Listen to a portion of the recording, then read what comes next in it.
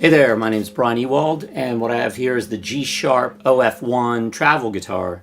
Solid mahogany, mahogany neck, actually a set neck, which is great because it's super sturdy.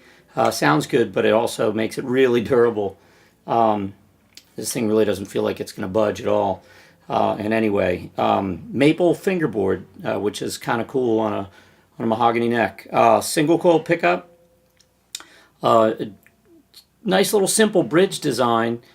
I like the fact with this little cutaway, because of the neck angle, there isn't enough height to get too much of a break angle behind the bridge, but they cut this back to give a proper break angle behind there. Is a cool idea. Plus the headstock shape, because the tuners kind of go in. There's a straighter string pull across the nut, again, which helps with tuning stability, and especially when you're bending and all that stuff.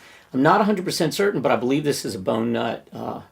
Feels like bone, seems like bone, as opposed to plastic. But the guitar came set up really well. Fretwork is done really well.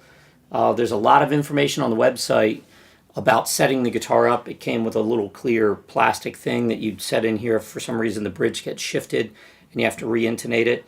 It's a little template so you can start from scratch. A cool idea. Little volume knob recesses into the body so it doesn't, you can kind of set it where you want, you don't accidentally hit it. A really cool travel guitar. Actually, more than just a travel guitar. I would have loved to have known about this when I bought a couple little guitars, kids guitars, for my sons when they were younger. And they're impossible to tune and play. There's some really cool small body travel guitar, kids guitars, like real instruments in the acoustic world. There's a couple companies and big name companies, Martin, Taylor. They're a lot of them are making these small body guitars that are really cool. But I don't know many electric manufacturers making real serious instruments. That are really playable and will stay in tune. They may be out there. I'm just not that familiar with them. I really haven't seen much. The name G-sharp comes from the fact that they recommend to tune it up a third. So all the strings are a third up from standard tuning. So outside two strings instead of E's will be G-sharps. It's basically like have a standard tuning guitar capoed on the 4th fret. They recommend, if you're going to do standard tuning, to try a heavier gauge set of strings, which I plan on doing. I just haven't gotten around to putting those on yet. But it works great. I mean, it's a little slinky with these strings down in standard tuning, but it's kind of fun.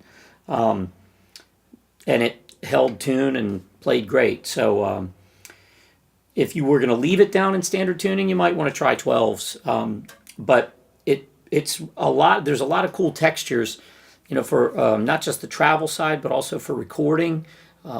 Just like a baritone sounds different because of the scale length and the gauge of the strings and all that.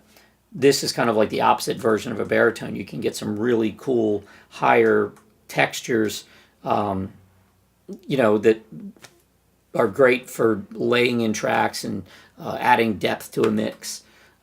So it's a cool piece to have. I do a lot of traveling these days. If I'm out on the road for gigs, obviously I have a guitar, a couple with me, but I do a bunch of traveling too, with doing a few trade shows and demos and clinics where the guitars are all supplied for me. So I don't need to travel with one, and I find myself a lot in hotel rooms wishing I had a guitar.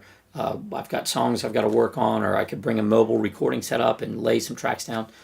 So I saw a guy named Jarl Bernhoff play one of these, and he used it for a couple videos I saw, and then I saw him live, and he was playing one, and it just sounded really cool. I looked up the company, and I was very interested in checking one out.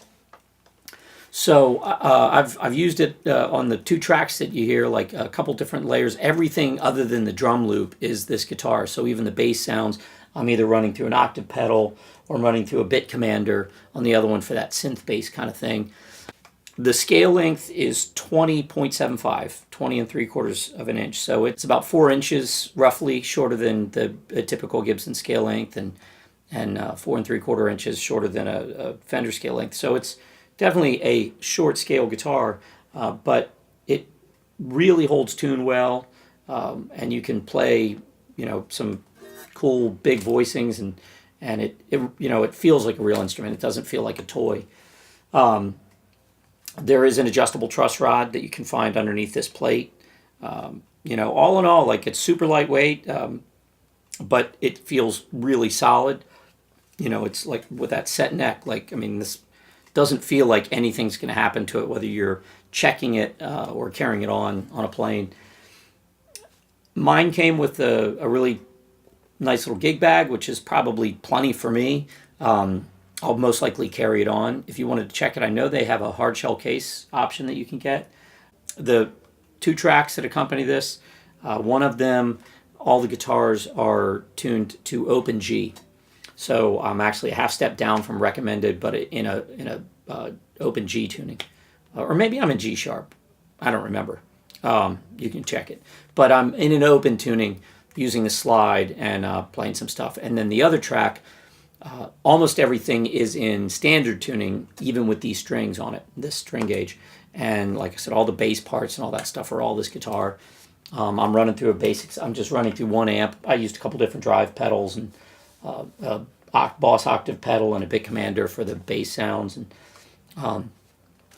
But all pretty straightforward. It's a really cool guitar. If you're looking for a travel guitar, or even a guitar for your kids, or just another texture for the studio, anything, I highly recommend you check one of these out. They're very, very cool.